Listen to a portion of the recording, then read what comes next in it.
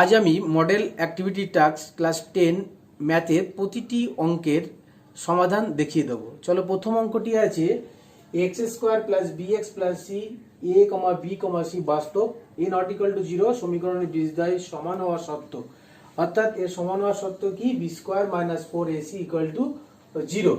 তারপরে কি আছে, একটি বৃত্তের ব্যাসার্ধের নাম্বার 2, একটি বৃত্তের ব্যাসার্ধের দৈর্ঘ্য 10 সেন্টিমিটার এবং ওই বৃত্তের জ্যায়ের উপর জ্যায়ের দৈর্ঘ্য 12 সেন্টিমিটার হলে ওই বৃত্তের কেন্দ্র থেকে লম্বে জ্যায়ের দূরত্ব কত। অর্থাৎ আমি একটা বৃত্ত যদি অঙ্কন করি, তার কেন্দ্র যদি ও দিই আর জ্যা আমরা এ বি আঁকবো আর কেন্দ্র থেকে একটা লম্ব ওডি যদি অঙ্কন করি আর ব্যাসার্ধ আমরা যদি ওবি হয় তাহলে ওবি ইকুয়াল টু কত 10 সেন্টিমিটার বলা আছে। আর এই কেন্দ্র থেকে লম্ব সমদ্বিখণ্ডিত করে অর্থাৎ 6, তাহলে আমার বার করতে হবে ওডি। তাহলে আমরা সমকোণী ত্রিভুজের পিথাগোরাসের সূত্র অনুযায়ী আমরা কি জানি যে লম্ব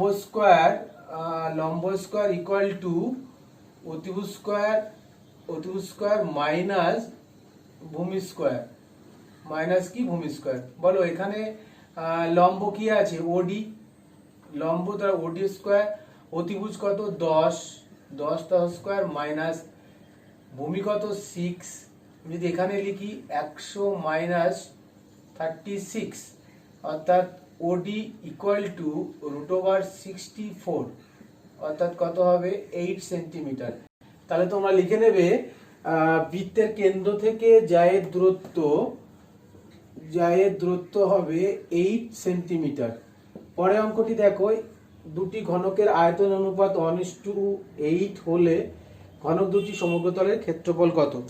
আমরা ঘনকের বাহু কি জানি, যদি ধরি বা মনে করি, উত্তর লিখি কিন্তু মনে করি প্রথমটির বা দুটি ঘনকের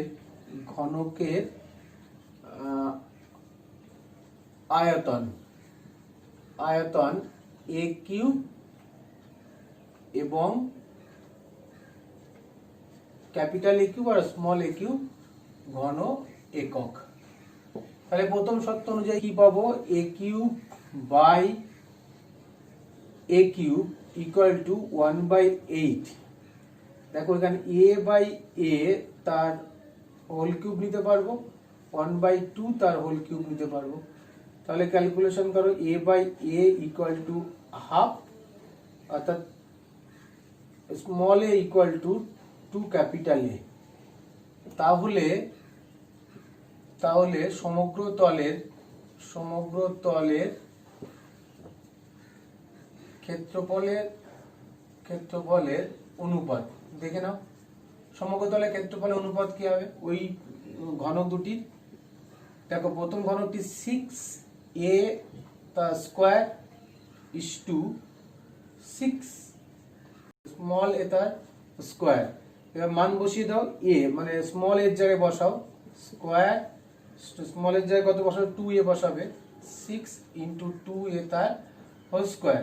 তাহলে 6a তার স্কয়ার ইকুয়াল টু, এখানে যদি আমরা করি 6 ইন্টু 4 স্কয়ার অর্থাৎ কি হবে, এখানে দেখো 6 স্কয়ার ইস টু 24 স্কয়ার।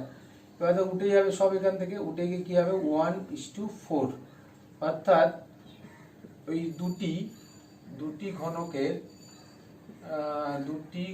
ঘনকের এখানে লিখলাম দুটি ঘনকের সমগ্র তলের অনুপাত হবে 1:4। তাহলে উত্তর কত হবে, উত্তর হচ্ছে আমার 1:4। তোমরা এইভাবে অঙ্কটা করে নেবে। নেক্সট নাম্বার 4 দাগে বলা আছে 400 টাকা 2 বছরের সমূল চক্রবৃদ্ধি 441 টাকা হলে বার্ষিক শতকরা চক্রবৃদ্ধি সুদের হার কত। তাহলে দেখে নাও, মূলধন পি 400 টাকা, সুদের হার আর, এটা বার করতে হবে, জিজ্ঞাসা চিহ্ন দিলাম, ওর সময় n ইকুয়াল 2 বছর। তাহলে আমরা প্রশ্ন অনুযায়ী কি জানবো, P into 1 plus r by 100 to the power n equal to 441। এবার 400 ইন্টু 1 প্লাস আর বাই 100 তা হোল স্কয়ার ইকুয়াল টু 441। ওকে, এবার দেখো এখানে আমরা এই 400 কে ভাগ করলাম, এই পাশে নিয়ে গেলাম, নিয়ে গিয়ে আমরা কি এই যে 441 এটা কি করা যায়, 21 কে বর্গ করা যায়, 400 কে 20 কে বর্গ করা যায়। তাহলে দুটো বর্গ অর্থাৎ এই দিকেও বর্গ এই দিকেও বর্গ, তাহলে স্কোয়ার স্কোয়ার তুলে দিলাম। তাহলে কি থাকবে দেখো, আর কি করলাম আমরা 100 দশক করলাম, তাহলে 100 plus r by 100 equal to 21/20। এবার কোনাকুনি গুণ করলাম, 2000 প্লাস 20 আর ইকুয়াল টু 2100, এখান থেকে মাইনাস করলাম আর ইকুয়াল টু কত পার্সেন্ট বেরিয়ে গেল, 5%। অর্থাৎ চক্রবৃদ্ধি সুদের হার কত পার্সেন্ট হবে, 5% হবে। ওকে, নাম্বার 5, x, 12, y, 27 ক্রমিক সমানুপাতি আছে, তাহলে x এবং y এর মান নির্ণয় করতে হবে। খুব সহজভাবে তোমাদেরকে বলি, x is to y, আবার কি লিখতে পারবো, x is to 12, আবার কি লিখতে পারবো 12 is to y, আবার কি লিখতে পারবো y is to 27, তবেই ক্রমিক সমানুপাতি হবে। তাহলে দেখো এখানে প্রথম শর্ত থেকে আমরা এটা বাছাই করতে পারি, x is to 12 R 12 is to y। এখান থেকে ক্যালকুলেশন করলাম, করে y ইকুয়াল টু 144/x, এটা 1 নম্বর সমীকরণ রাখলাম। পরের পার্টটা কি করব আমরা, 12 is to y, y is to 27, এখান থেকে আমরা ক্যালকুলেশন করলাম, করে দেখো x এর মানটা বার করলাম, x ইকুয়াল টু কত 8। এবারে 1 নং সমীকরণ x এর মানটা বসিয়ে দিলাম, তাহলে কি হয়ে যাবে, y এর মান 18। তাহলে আমরা সংখ্যাটা কি পাবো, 8, 12, 18, 27, এই চারটি সংখ্যা কিন্তু ক্রমিক সমানুপাতি হবে। ওকে, বোঝা গেল। আমার একটু তাড়াতাড়ি করতে হচ্ছে, কারণ 3টে পার্ট আমি আজ তোমাদেরকে শেষ করব, সেই জন্য তাড়াতাড়ি তোমাদেরকে একটু বুঝিয়ে দিচ্ছি। তারপরে অঙ্কটি দেখো 6 দাগ, ও কেন্দ্রীয় বৃত্তের AB একটি ব্যাস, সি বৃত্তের অবস্থিত একটি বিন্দু OBC 60 ডিগ্রি হলে OCA কত। খুব ভালো অঙ্ক। আমরা ও কেন্দ্রীয় একটা বৃত্ত নিয়েছি, AB একটা ব্যাস, ঠিক আছে, আর বৃত্তের উপর অবস্থিত একটা বিন্দু C নিয়েছি।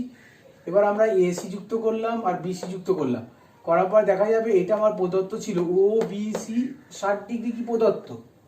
তাহলে দেখো তো আমার এখানে একটা শর্ত দেখো, এই যে OC আর OB এরা কি একই বৃত্তের ব্যাসার্ধ, তাহলে এই ত্রিভুজটা থেকে আমরা, তাহলে এখানে যদি 60 ডিগ্রি হয়, তাহলে এখানেও কত ডিগ্রি পাবো আমরা, 60 ডিগ্রি পাবো। তাই আমি লিখলাম OCB ইকুয়াল টু 60 ডিগ্রি। আবার একটা দেখো, এই একই বৃত্তচাপের উপর অবস্থিত কেন্দ্রস্থ কোণ পরিস্থ কোণের কি দ্বিগুণ, তো এখানে যদি এই টোটালটা যদি 180 ডিগ্রি হয়, তাহলে এই টোটালটা কত ডিগ্রি হবে, 90 ডিগ্রি। সেই জন্য আমরা ACB ইকুয়াল টু 90 ডিগ্রি লিখলাম। এবার তোমরা সহজে বুঝতে পারবে, এইটা যেহেতু 60 ডিগ্রি, তাহলে 90 থেকে আমরা 60 বিয়োগ করলে কত পাবো, 30 ডিগ্রি। OCA ইকুয়াল টু কত হবে, 30 ডিগ্রি। তারপরে একটি অঙ্ক খুব ইম্পর্টেন্ট, বলছে একটি ঘনকের ধারকে 50% বৃদ্ধি করা হলো, তাহলে সমগ্র তলের ক্ষেত্রফলের শতকরা কিরূপ পরিবর্তন হবে। দেখে নাও, মনে করি ঘনকের ধার A একক, এর 50% অর্থাৎ A থাকবে, তার ঠিক অর্ধেক বৃদ্ধি পেল আমার, তাই A মানে হাফ A/2 বৃদ্ধি পেল। তাহলে টোটাল ঘনকের ধার কত হলো এখন দেখো, প্রথমে A, তারপর অর্ধেক বৃদ্ধি A/2, তাহলে কত, 3A/2 একক। এবার আমাকে বলো, আগের যে ঘনকের সমগ্র তলের ক্ষেত্রফল 6 ইন্টু A স্কোয়ার, এখন কি হলো, এখন তো এটা হলো 3A/2 the whole square, calculation করলাম 27A²/2 বর্গ একক। তাহলে বৃদ্ধি কত পেয়েছি দেখো, 27A² মাইনাস 6A², এখানে ক্যালকুলেশনটা দেখিয়ে দিলাম যে 15A²/2 বর্গ একক। ওকে, এবার দেখো 6 বর্গ এককে বৃদ্ধি পায় 15A² বর্গ একক, একে কত বৃদ্ধি পাবে আর 100-তে কত বৃদ্ধি পাবে, অর্থাৎ 125%। তাহলে কোনো ঘনকের ধারের যদি 50% বৃদ্ধি করা হয়, 50% যদি বৃদ্ধি করা হয়, তাহলে সমগ্রতল কত বৃদ্ধি পাবে, 125% বৃদ্ধি পাবে, ঠিক আছে, অর্থাৎ 125% বৃদ্ধি পাবে। নেক্সট অঙ্কটি, এই পার্টে শেষ অঙ্কটি দেখো, একটা সমাধান আমার বলেছি এখানে, সমাধান করো 2x + 1 / 3/2x + 1 = 4। এখানে রেস্ট্রিকশন বলা আছে x নট ইকুয়াল টু -1/2। এটা হয়তো অনেকেই জানো না, x এর মান যদি এখানে -1/2 বসিয়ে দিই, তাহলে এইটা কি হয়ে যাবে, একটা অসঙ্গত হয়ে যাবে। সেই জন্য আমরা এই কন্ডিশনটা এখানে বলা আছে। এবার দেখো, আমি খুব সহজে করার জন্য এই যে 2x + 1, একে আমি একটা a ধরলাম, তাহলে এই রাশিটাকে কি হয়ে যাবে, a + 3/a = 4। ঠিক, এটা ক্যালকুলেশন করে, প্রত্যেকে ক্যালকুলেশনটা সুন্দর করে দেখে নাও। এখানে ক্যালকুলেশন করে আমার a = 3 পেলাম আর a = 1 পেলাম। এবার আমরা a এর মান কি আবার ফিরিয়ে আনবো, তাহলে a এর মান কত ফিরিয়ে আনবো, 2x + 1 আকারে। তাহলে 2x + 1 = 3, সেখান থেকে ক্যালকুলেশন করলে x ইকুয়াল টু 1 আর 2x প্লাস 1 ইকুয়াল টু 1, এই যে 1, সেখান থেকে ক্যালকুলেশন করলে কি 0। তাহলে নির্ণয় সমাধান হবে x ইকুয়াল টু 1, 0। খুব সহজেই কিন্তু অঙ্কটা করতে পারবো। তাহলে এই পার্টে প্রত্যেকটি অঙ্কই আমি সমাধান করে দিয়েছি। নেক্সট পার্টে যাব, চলো। পার্ট 2 প্রথম অঙ্কটি দেখো, আসল পি টাকা, সুদের হার r%, বছর n, আর সুদ হচ্ছে PNR/25 টাকা। এই যে PNR/25 টাকা, এটা সুদ। তাহলে আমরা সূত্র অনুযায়ী কি পাবো? আসল ইকুয়াল টু কি I ইন্টু 100/NR। তাহলে যেখানে আমি I সেখানে বসাবো কি PNR/25 ইন্টু 100 আর NR কেটে যাচ্ছে, আর তাহলে 25 ইন্টু 25 আর 100 কাটাকাটি করলে 4, তাহলে 4p টাকা। তাহলে 4p টাকা, তাহলে উত্তর হবে কি অপশন বি, কারেক্ট। পরের অঙ্কটি দেখো, দুটি চোঙের উচ্চতা অনুপাত বলা আছে। তাহলে দুটি চোঙের উচ্চতা আমরা h1 ধরলাম আর h2 ধরলাম। তাহলে অনুপাত কত? 1/2। এখানে ভাগ করে আমি h2 ইকুয়াল টু কত পেলাম? 2h1। এটা একটা রেখে দাও। পরে ওদের এই যে চোঙ দুটি আছে দেখে নাও, এই যে দুটি চোঙ আছে, এদের একটা ভূমির পরিধি এর অনুপাত আর একটা উচ্চতা অনুপাত দিয়েছে। তাহলে দেখো ওই দুটি চোঙের থেকে আমরা এই ভূমির পরিধি থেকে আমরা এখানে r1টা বার করে নিলাম। তাহলে r1 ইকুয়াল টু 3r2/4 আর h2 ইকুয়াল টু 2h1। এবার দুটি চোঙের আয়তন নির্ণয় করলাম। দেখো আয়তন কি, আমরা এই আয়তন কি জানি? পাই আর স্কোয়ার h। তাহলে পাই r1h1 পাই r স্কোয়ার h1 পাই r2 স্কোয়ার h2। এবার যেখানে r1 আছে সেখানে আমি এই মানটা বসালাম, আর যেখানে h2 আছে সেখানে মানটা বসালাম। কাটাকাটি করলাম, কাটাকাটি করে কত হয়ে গেল আমার? দেখো h1 হলো আর r2 হলো। একই জাতীয় না হলে তো কাটাকাটি করা যাবে না, সেই জন্য আমরা একই জাতীয় করার জন্য এই দুটো বক্স কিন্তু ফলো করো। তাহলে উত্তর কত হবে? 9:32। পরের অঙ্কটি ঠিক আছে। নেক্সট অঙ্কটি চলো। তারপর এটা খেয়াল করো, একটি বৃত্ত আছে, তার দুটো জ্যা পরস্পর লম্ব থাকবে। সেই বৃত্তটির জ্যা দুটি কি আছে? AB আর AC পরস্পর লম্ব, অর্থাৎ 90 ডিগ্রি। আর ওদের ব্যাসার্ধ বার করতে, তাহলে আমরা BC যদি যুক্ত করি সেটাই কি ব্যাসার্ধ হয়ে যাবে। তাহলে ব্যাসার্ধ হলে এটা কি সমকোণী ত্রিভুজ পাবো। সেই সমকোণী ত্রিভুজ থেকে আমরা এই BCটা বার করেছি, অর্থাৎ বৃত্তের ব্যাস বার করেছি। যেহেতু এটা সমকোণী ত্রিভুজের সমকোণ, তাহলে এইটা হচ্ছে ব্যাস, ব্যাসের অর্ধেক কি ব্যাসার্ধ। তাহলে আমার ব্যাস কত হলো? 5, আর ব্যাসার্ধ কত হবে? 2.5। ওকে, নেক্সট অঙ্কটি চলো। পার্ট 2 এর 3 দাগের 1 দাগ। কোনো মূলধনের 2 বছরের সরল সুদ ও চক্রবৃদ্ধি সুদ যথাক্রমে 8,400 টাকা ও 8,652 টাকা হলে মূলধন ও বার্ষিক সুদের হার নির্ণয় করো। খুব ভালো অঙ্ক। ব্যাপারটা একটা অঙ্ক যদি ঠিক শিখতে পারো তাহলে পরবর্তী সব অঙ্কগুলো কিন্তু এই টাইপের অঙ্ক পারবে। চলো দেখো, এখানে মনে করি সুদের হার হচ্ছে আমরা r% আর হচ্ছে আসল হচ্ছে p। তো এটা সুদের হার ধরলাম। তাহলে আমরা সরল সুদের ক্ষেত্রে দেখো, সরল সুদের I equal to PTR/100 equal to 8,400 টাকা। তো ক্যালকুলেশন করে দেখো, প্রত্যেকে ক্যালকুলেশন বুঝতে পারবে। ক্যালকুলেশন করে PR ইকুয়াল টু 420000, এটা 1 নম্বর রাখলাম, ঠিক আছে। এবার চক্রবৃদ্ধি সুদের সূত্র কি হবে? P ইন্টু 1 প্লাস r/100 তা হোল স্কোয়ার মাইনাস p। এখানে দেখো p কমন নিলাম, p কমন নিয়ে একটা ক্যালকুলেশন করেছি খুব ভালো। এইটাকে লসাগু করেছি। লসাগু করলে কি হচ্ছে দেখো, 100 প্লাস r তা হোল স্কোয়ার মাইনাস 100 তা স্কোয়ার। এই যে 100 তা স্কোয়ার, এইটা যদি আমি করি তাহলে 4টে শূন্য হবে। তাহলে এর সাথে কি 4টে শূন্য গুণ হবে। তাহলে আমি 4টে শূন্য গুণ করলাম। আর এইটাকে আমি করলাম দেখো a প্লাস b তা হোল স্কোয়ার মাইনাস 100 তা স্কোয়ার। তাহলে দেখো 100 তা হোল স্কোয়ার আর 100 তা হোল স্কোয়ার কেটে গেল। তাহলে আলটিমেট খুব কম জিনিস থাকবে এখানে। দেখো p into 200r plus r square equal to এইটা, এই 2 নম্বর। এবার এখানে চলে আসো, দেখো 2 নংকে আমি 1 নং দিয়ে ভাগ করেছি। ভাগ করলে PP কাটবে, আর এখানে 42 দিয়ে এইটা কাটাকাটি করে 206, কোনাগুনি গুণ করলে 206 আর এখানে 200 প্রত্যেকটা জায়গা থেকে আর কিন্তু কেটে যাচ্ছে, উঠে যাচ্ছে।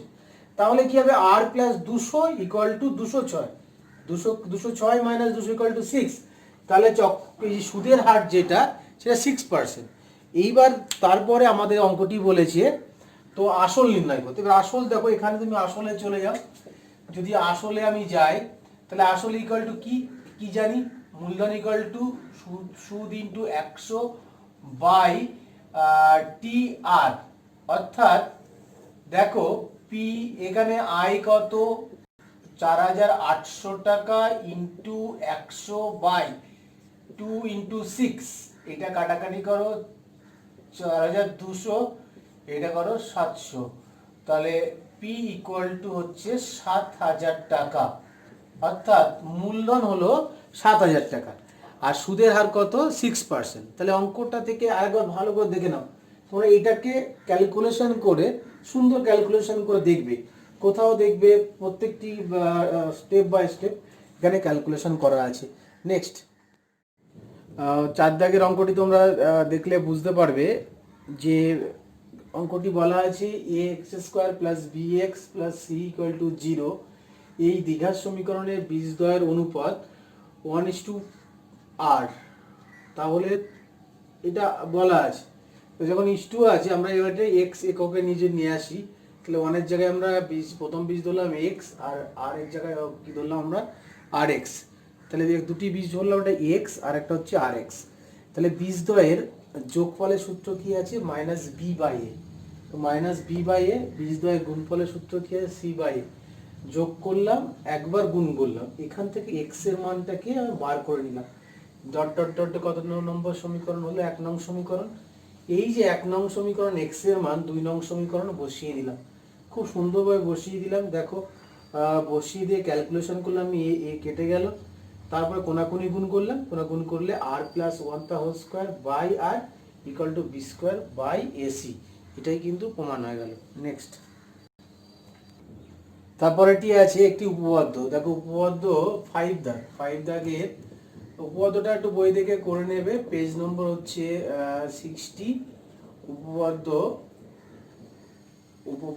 33, ঠিক আছে, এটা বই দেখে একটু লিখে নেবে। আর যদি না বুঝতে পারো আমি নেক্সট ভিডিওতে আমি উপপাদ্য যখন শুরু করব তখন দেখে নেবে, উপপাদ্যটি বুঝতে পারবে। ওকে, নেক্সট পরের অঙ্কটি বলা আছে একটি লম্ববৃত্তকার চোঙের উচ্চতা উহার ব্যাসার্ধের দ্বিগুণ, যদি উচ্চতা 6 গুণ হয় তাহলে চোঙটির আয়তন 539 ঘন ডেসিমিটার বেশি হতো, চোঙটির উচ্চতা কত? তাহলে আমরা ধরে নিতে হবে এখানে পার্ট 2 এর শেষ অঙ্কটি হলো, দেখো এখানে একটি চোঙ তার বলেছে উচ্চতা ব্যাসার্ধের দ্বিগুণ, এবং যখন 6 গুণ হবে তখন তার আয়তন 539 ঘন একক বৃদ্ধি পাবে, বেশি হতো। তাহলে আমি প্রথমেই বলি, মনে করি চোঙের উচ্চতা এইচ এবং ব্যাসার্ধ আর ধরলাম। ওকে, পরেরটা দেখো প্রদত্ত, তাহলে আমরা এইচ ইকুয়াল টু 2r লিখতে পারবো আর এইচ ইকুয়াল টু 6r লিখতে পারবো। যখন এইচ ইকুয়াল টু 2r হবে তখন ওই চোঙের আয়তন কত হবে 2 পাই আর কিউব ঘন একক। যখন এইচ ইকুয়াল টু 6r হবে তখন ওই আয়তন কত হবে, ওই চোঙের আয়তন কত হবে 6 পাই আর কিউব। এইবার দেখো যে প্রদত্ত বলেছে 6 pi r cube minus 2 pi r cube equal to কত 539। তাহলে এখান থেকে ক্যালকুলেশন করলাম, আর কিউব ইকুয়াল টু দেখো 7 ইন্টু 7 ইন্টু 7, অর্থাৎ 7 এর কিউব, আর 2 ইন্টু 2 অর্থাৎ 2 এর কিউব, তাহলে আর কিউব ইকুয়াল টু 7/2 তার হোল কিউব, তাহলে কিউব কিউব উঠে গেল, r equal to 7/2, r equal to 7/2, এইটা হয়ে গেল আমার ব্যাসার্ধ। তাহলে আমার প্রদত্ত কি বলা ছিল এইচ ইকুয়াল টু 2r, তাহলে H equal to 2 into 7/2 equal to 7 decimetre, অর্থাৎ ওই চোঙের উচ্চতা 7 ডেসিমিটার। ওকে, আমি পার্ট 1 পার্ট 2 মডেল অ্যাক্টিভিটি টাস্কে শেষ করলাম, এবার আমি পার্ট 3তে যাব। পার্ট 3 যেটা আছে, পার্ট 3টা হচ্ছে প্রথমেই একটি উপপাদ্যতে শুরু হচ্ছে, সেটা হচ্ছে যুক্তিতে প্রমাণ করো বৃত্তস্থ চতুর্ভুজের বিপরীত কোণ দুটি পরস্পর সম্পর্ক। হ্যাঁ, বইয়ে তুমি পাবে, ওটা হচ্ছে 164 পেজে পাবে, 38 নম্বর উপপাদ্য, একটু করে নেবে। কিন্তু মনে রাখো যে একটা বৃত্তস্থ চতুর্ভুজের ভিতরে যদি কোনো বৃত্তস্থ চতুর্ভুজ আমি অঙ্কন করি, তাহলে বিপরীত যে কোণ দুটি থাকবে তারা পরস্পর সম্পর্ক। সম্পর্ক মানে কি 180 ডিগ্রি, অর্থাৎ যদি একটা 50 ডিগ্রি হয় আর একটা কত ডিগ্রি হবে 130 ডিগ্রি। যদি একটা 120 ডিগ্রি হয় তাহলে আর একটা কত ডিগ্রি হবে 60 ডিগ্রি। এই সত্যটা কিন্তু ইম্পর্টেন্ট, মাধ্যমিকে কিন্তু অনেকবার এই মানে এই কন্ডিশন সত্য অনুযায়ী অনেক কিছু জ্যামিতির 1 নম্বর বা 2 নম্বর থাকে। চলো তারপরের অঙ্কটিতে আমরা যাওয়া যাক। মডেল ট্যাক্সের পার্ট 3 একদম দ্বিতীয় তে একটা আমার জ্যামিতি আছে। দেখো, দুটি বৃত্ত পরস্পরকে সি ও ডি বিন্দুতে ছেদ করেছে। দুটি বিন্দু পরস্পরকে সি ও ডি বিন্দুতে ছেদ করেছে। এবার বিন্দুগামী ডি ও সি বিন্দুগামী দুটি সরলরেখা একটি বৃত্তকে যথাক্রমে এ বি, একটি বৃত্তকে এ বি আর একটা বৃত্তকে ই এফ বিন্দুতে ছেদ করেছে। তাহলে কোণ ডি এ বি, কোণ ডি এ বি 75 ডিগ্রি আর ডি ই এফ অর্থাৎ ডি ই এফ এই কোণটা বার করতে বলেছে। তাহলে কোণ ডি ডি ই এফ আমার নির্ণয় করতে হবে। চলো প্রথমে আমি কি করব, দেখো এই সিডি কে আমরা যুক্ত করব। সিডি কে আমরা যুক্ত করলাম। তাহলে এবার দেখো এইটা এ বি সি ডি, এই যে বৃত্তটা আছে এই বৃত্তের বৃত্তস্থ চতুর্ভুজ হয়ে গেল। ওকে, আর এই বৃত্তের চতুর্ভুজ কি হয়ে গেল, দেখো ডিসি ডিসি এফ ই। চলো এই যে এটা ঠিক আর আগের উপপাদ্যটিকে বলা ছিল যে বৃত্তস্থ চতুর্ভুজের বিপরীত কোণ দুটি পরস্পর সম্পূরক। এখানেও তাই হচ্ছে। দেখো বিপরীত কোণ দুটি যদি সম্পূরক হয় তাহলে এই যে কোণটা, এই কোণটা কত ডিগ্রি হয়ে যাবে 105 ডিগ্রি, অর্থাৎ এই দুটো যোগ করলে কি 180 ডিগ্রি। আবার দেখো যেহেতু এটা একটা সরলরেখার উপর ডিসিটা দণ্ডায়মান, তাহলে এই দুটি কোণের সমষ্টি কত হয়, এই দুটি কোণের সমষ্টি কত হয় 180 ডিগ্রি। তাহলে এই কোণটা কত ডিগ্রি হবে 75 ডিগ্রি। ওকে, এইবার দেখো আবার তাহলে এখান থেকে আমি এখানে এলাম, এখান থেকে এখানে, এখানে যখনই এলাম তখন এই যে ডি সি এফ ই চতুর্ভুজে চলে এলাম। ওই চতুর্ভুজটাও কিন্তু বৃত্তস্থ, অর্থাৎ ওদেরও বিপরীত কোণে পরস্পর কি হবে সম্পূরক হবে। তাহলে এখানে 75 ডিগ্রি হলে তাহলে এই কোণ ডি ই এফ কত হবে 180 degree minus 75 degree equal to 105 degree. তাহলে এটা কত হয়ে যাবে 105 ডিগ্রি। ওকে, খুব সুন্দরভাবে ব্যাপারটাকে দেখিয়ে দিলাম, তোমরা এটা করে নেবে। নেক্সট পার্ট 3 নম্বর অঙ্কটি দেখো, বলছে গোলকের ব্যাসার্ধ 50% বৃদ্ধি করলো। এই ধরনের অঙ্ক আগেও একটা করিয়েছি। তো 50% বৃদ্ধি করলে কত হবে আর ইন্টু 50/100 r/2। এখন মোট কত হলো, মোট কত দেখো r প্লাস r/2, ক্যালকুলেশন করলাম 3r/2 একক। তোমাকে মনে রাখতে হবে এই জায়গাটা, এই জায়গাটা তোমাকে মনে রাখতে হবে। দেখো তাহলে গোলকের বক্রতলের ক্ষেত্রফল হবে কি 4πr², 4πr², 4πr²। এটা হয়ে গেল বর্গ একক। যখন বৃদ্ধি পাওয়ার পরে ক্ষেত্রফল কত হবে 4π ইন্টু 3πr/2² ক্যালকুলেশন করলাম 9πr² বর্গ একক। এটা বৃদ্ধি পাওয়ার পরে হয়েছে। তাহলে কত বৃদ্ধি পেয়েছে, দেখো কত বৃদ্ধি পেয়েছে, কত বৃদ্ধি পেয়েছে 9πr minus 4πr equal to কি 5πr। কততে বৃদ্ধি পেয়েছে 4πr এ বৃদ্ধি পেয়েছে। তাহলে 4πr এ বৃদ্ধি 4πr² এ বৃদ্ধি পায় 5πr², একে কত পাবে আর 100তে কত পাবে, 100তে কত বৃদ্ধি পাবে 125। অর্থাৎ ওই গোলকের ব্যাসার্ধ 50% বৃদ্ধি করলে বক্রতলের ক্ষেত্রফল 125% বৃদ্ধি পাবে। ওকে, এটা গেল। এরপরে লাস্ট অঙ্কটি, শেষ অঙ্কটি একটা অর্ধগোলাকৃতি গম্বুজ দিয়ে, অর্থাৎ যদি আমি অর্ধগোলাকৃতি কোনো গম্বুজ আঁকি, এইটা একটা অর্ধগোলাকৃতি আমি গম্বুজ আঁকবো, এইটা অর্ধগোলাকৃতি গম্বুজ, সেটা কার উপর দাঁড়িয়ে থাকতে পারে, সে অসুবিধা নেই। তো এই যে অর্ধগোলাকার গম্বুজ এর ব্যাস দিয়ে দিয়েছে 42, তাহলে ব্যাসার্ধ কত হবে আর ইকুয়াল টু কত হবে 21। ঠিক, এবার এইটা রং করতে আমার 35 টাকা খরচ পার বর্গমিটার, কিন্তু এইটা দিয়েছে আমার ডেসিমিটার। তাহলে অঙ্কতে খেয়াল রাখতে হবে ডেসিমিটারকে আমার মিটারে নিতে হবে, যখন প্রয়োজন তখন মিটার ডেসিমিটারটাকে মিটারে নেব। তাহলে অর্ধগোলাকৃতি গম্বুজের ব্যাসার্ধ 21 ডেসিমিটার। তাহলে ক্ষেত্রফল হবে, বক্রতলের ক্ষেত্রফল হবে, এই বাইরের ক্ষেত্রফলটা হবে 2772 বর্গ ডেসিমিটার। দেখো ওই 1 ডেসিমিটারকে মিটারে নিতে গেলে 10 দিয়ে গুণ করতে ভাগ করতে হয়। তো যখন বর্গতে যাও, বর্গমান দুটো, 10 × 10, তাহলে দেখো দুটো দশমিক যদি সরিয়ে নিয়ে আসি তাহলে কি হবে, 27.72 বর্গমিটার। বর্গ ডেসিমিটার থেকে কনভার্ট করলাম বর্গমিটারে, এটা করে নেবে। তাহলে 1 বর্গমিটার রং করতে 35 টাকা, আর 27.72 মানে 72 বর্গমিটার খরচ করতে, রং করতে 970.20 টাকা খরচ হবে। তোমরা তাড়াতাড়িতে আমি খুব করেছি অঙ্কগুলো, যদি কোনো অঙ্ক ভুল হয় তো দেখে নেবে একটু, আর উত্তরগুলো মিলিয়ে নেবে, তারপরে আমার কমেন্ট করবে। আর যদি সব ঠিকঠাক তাহলে তাহলে ওকে লিখবে, স্যার সব অঙ্ক ঠিকঠাক হয়েছে, ওকে। তাহলে এই টাইমে আমি মডেল অ্যাক্টিভিটি টাস্কের পার্ট 1, পার্ট 2, পার্ট 3 সম্পূর্ণ সমাধান কিন্তু তোমাদের হাতে তুলে দিলাম। তোমাদের কাজ হলো এইগুলো সুন্দরভাবে লিখে বিদ্যালয়ে উপস্থাপনা করা। ওকে।